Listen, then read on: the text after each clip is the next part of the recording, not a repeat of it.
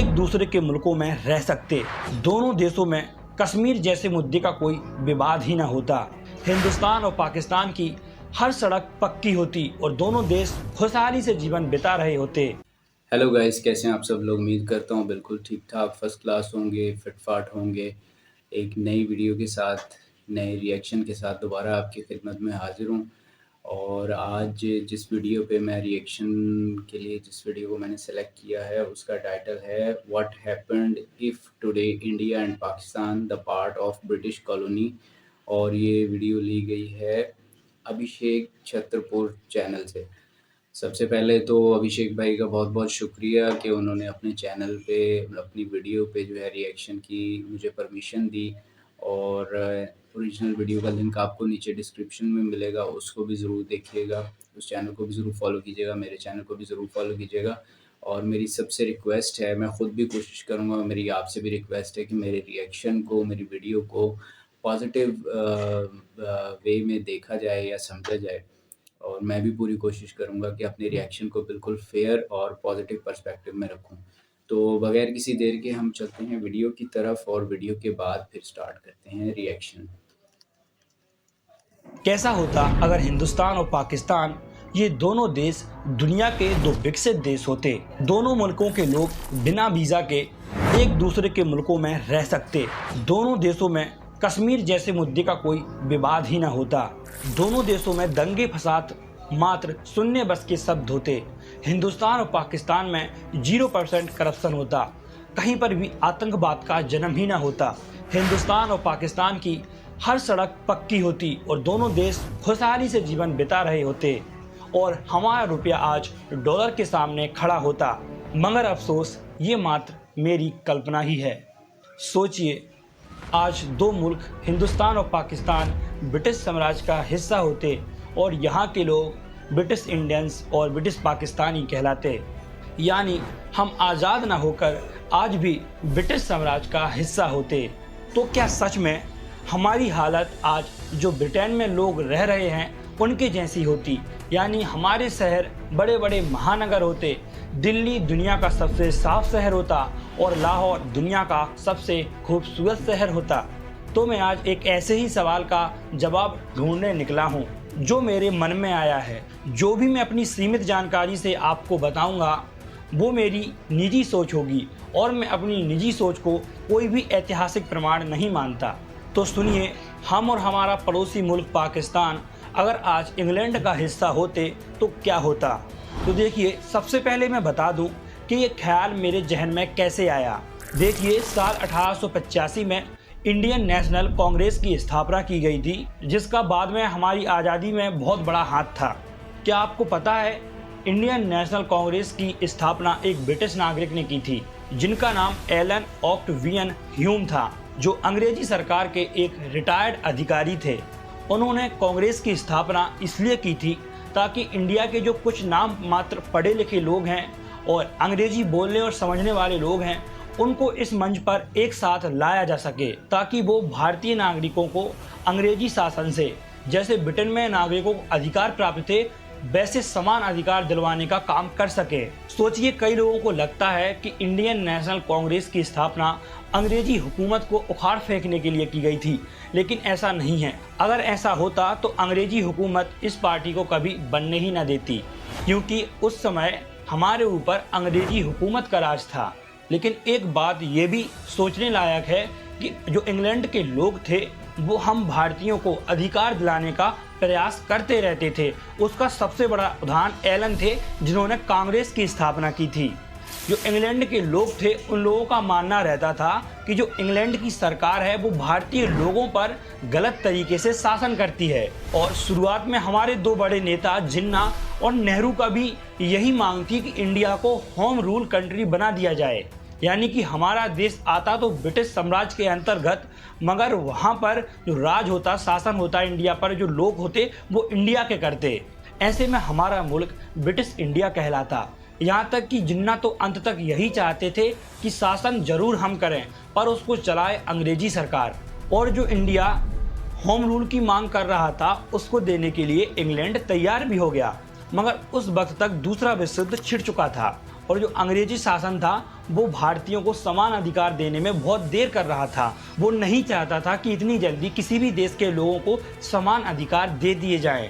यही कारण था कि अंग्रेजों ने देर कर दी और भारत के लोग जो घरेलू शासन की मांग कर रहे थे, वो मांग अब पूर्ण स्वराज में बदल चुकी थी। यानी कि अब शासन भी हमारा होगा और साम्राज्य भी हमारा होगा। और अब तक कांग्रेस में हमारे महान नेता गांधी भी जुड़ चुके थे, जिन्होंने पूर्ण स्वराज की मांग को बहुत जोरों से पकड़ के रखा। गांधी जी पूर्ण स्वराज की मांग इसलिए कर रहे थे ताकि देश से गरीबी मिट जाए, मगर अफसोस ऐसा हो न सका।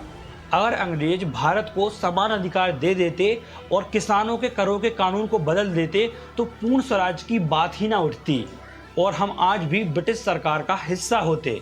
इस वाक्य को मैंने एक बुक में पढ़ा और इस वाक्य को समझने के बाद मेरे दिमाग में ये बात आई कि अगर सच में आज ब्रिटिश साम्राज्य हम पर राज कर रहा होता तो क्या सच में हमारा देश कुछ और होता। चलिए आखिर जानते हैं। देखिए, सबसे पहले तो भारत, पाकिस्तान, बांग्लादेश और बर्मा, ये चारों देश ब्रिटिश इंडिया कहलाते। इनका कोई भी बंटवारा ना होता, क्योंकि अंग्रेजों के आने से पहले हमारे भारत देश के कई टुकड़े थे और अंग्रेजों ने एक एक कर इन टुकड़ों को जीतकर एक ब्रिटिश इंडिया का निर्माण किया था।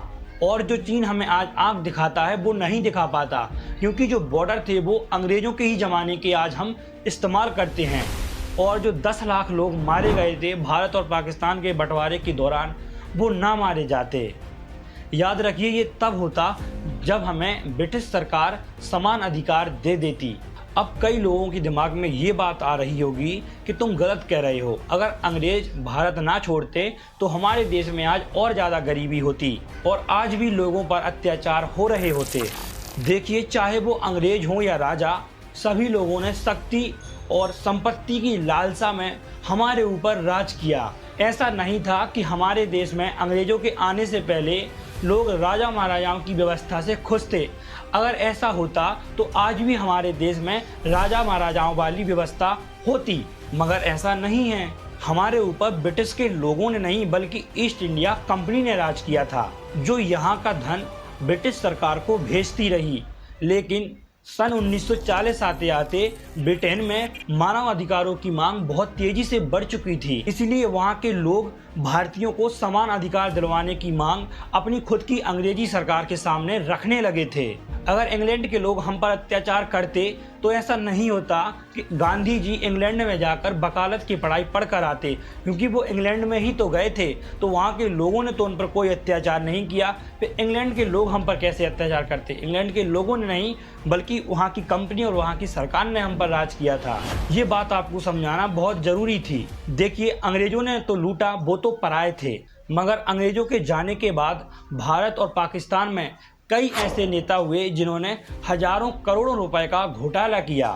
कई योजनाएं जो भारत के विकास के लिए बनाई गई थी, नेताओं ने उन योजनाओं का पैसा खाया और ऐसा आज भी हो रहा है। आप पढ़ के देख लीजिए, सर्च कर लीजिए, आज भी ऐसा हो रहा है और पहले भी ऐसा हो चुका है।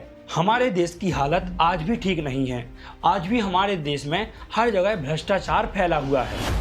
हमारे यहाँ किसी रेप केस के फैसले आने में 10-10 साल लग जाते हैं। जब मैं देखता हूँ कि देश के गांव की छोटी से छोटी पंचायतों से लेके बड़े बड़े सरकारी दफ्तरों में लोग रिश्वत लेते हैं, जब मैं देखता हूँ कि हमारे यहाँ आज भी किसानों को अपने हक के लिए आंदोलन करने पड़ रहे हैं जबकि हमारा देश आज़ाद है, जब मैं देखता हूँ कि हमारे देश के नेता हिंदू मुसलमान के नाम पर वोट मांगते हैं, जब मैं देखता हूँ कि लोग सिर्फ 15 अगस्त को ही देशभक्ति का दिन मानते हैं, उन्हें नहीं पता कि रोड पर ना थूकना भी एक देशभक्ति है, तो मुझे लगता है कि काश अंग्रेज समान अधिकार हमको दे देते और कम से कम हमारा देश आज की हालत से तो बेहतर होता। मेरा इस वीडियो को बनाने का मतलब ये कतई नहीं है कि हमारा संविधान गलत है, हमारा देश सही नहीं है। हमारा संविधान बहुत अच्छा है, हमारा देश बहुत अच्छा है, लेकिन इस देश के ऐसे कई वर्ग और लोग हुए हैं जिन्होंने हमारे देश को हमेशा लूटा ही है।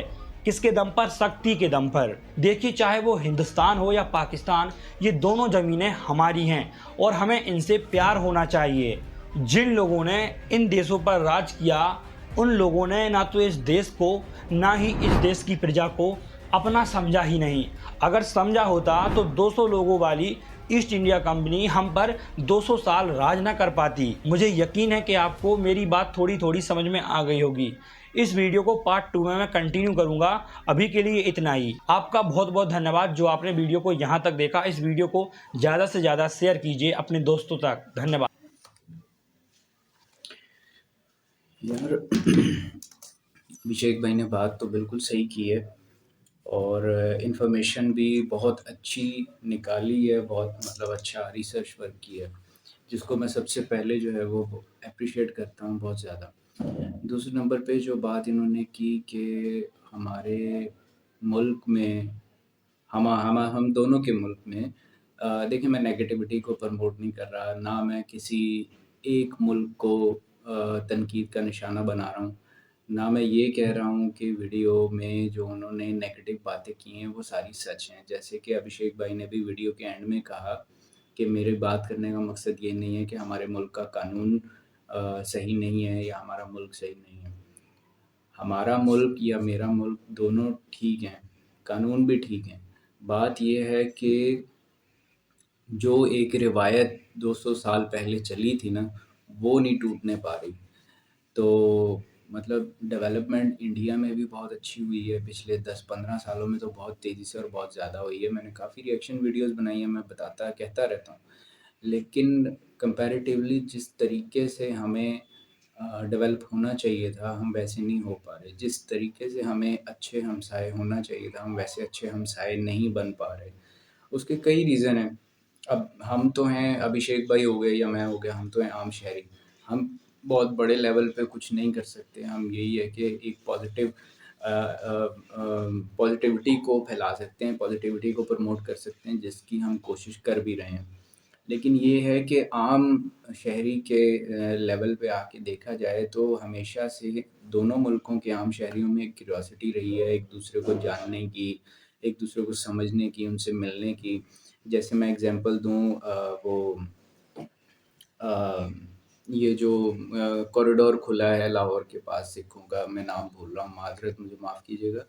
तो जब ये नया-नया खुला था करतारपुर साहिब शायद, तो बहुत लोग आए, बड़ा मतलब उन्होंने फ़ीडबैक भी दिया। उसके बाद व्लॉगर्स, यूट्यूबर्स बहुत ज़्यादा आए जिन्होंने अपने बहुत अच्छे-अच्छे फ़ीडबैक दिए।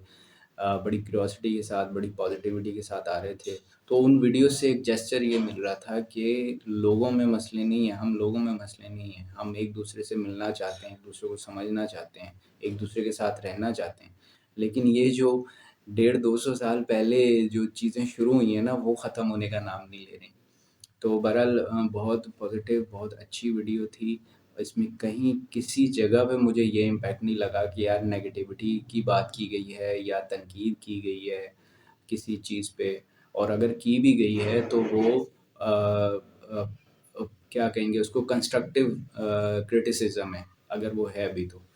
तो बहरहाल ओवरऑल वीडियो को बहुत मतलब मैं तो बहुत बेस्ट मानता हूँ, और इन्फॉर्मेशन के हवाले से भी और अभिषेक भाई के बात करने के हवाले से भी। तो ये है कि आप भी वीडियो को ज़रूर लाइक और शेयर कीजिएगा, चैनल को सब्सक्राइब कर लें, अभिषेक भाई के चैनल को भी सब्सक्राइब कर लें। नेक्स्ट किसी वीडियो में नए रिएक्शन के साथ आपसे मुलाकात होगी, तब तक के लिए बाय बाय।